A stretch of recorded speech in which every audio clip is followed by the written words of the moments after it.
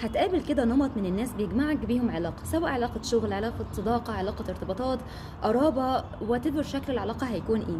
هتلاقي دايما في نمط من السلوك كده بيتكرر، خليك واعي ليه ومدركه. نمط السلوك ده هو ان انا بنتقدك علشان طول الوقت تطلع احسن ما عندك، وطول الوقت تتفادى اخطائك. بس الحقيقة ان في فرق ما بين النقد اللي بيبني وما بين التعليق السلبي اللي بيكون هدفه ان انا اخليك واقف في مكانك. النقد اللي بيبني بيكون بعد تجارب كتير، بعد ما حد شاف منك الايجابيات وعارفها وحافظها وعارف يوجهك ليها. انما التعليقات السلبيه اللي هدفها توقفك مكانك ساعات كتير بيكون الاصل منها ان انا طول الوقت اشككك في نفسك وفي قدراتك. لما انت تفضل شاكك في نفسك وحاسس ان انت ما بتعملش احسن حاجه عندك، ده هيخليك طول الوقت خايف، طول الوقت بتسمع الكلام، طول الوقت بتسترضي الناس اللي حواليك.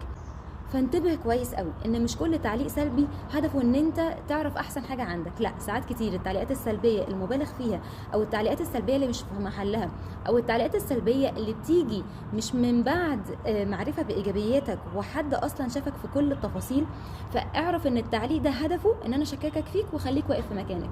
ما تسمعش للتعليقات دي، وخليك مدرك الفرق ما بين النقد وما بين التعليق السلبي ده، علشان ده هيخليك توقف اللعبه النفسيه اللي ممكن تتلعب عليك في اي مكان وفي اي وقت.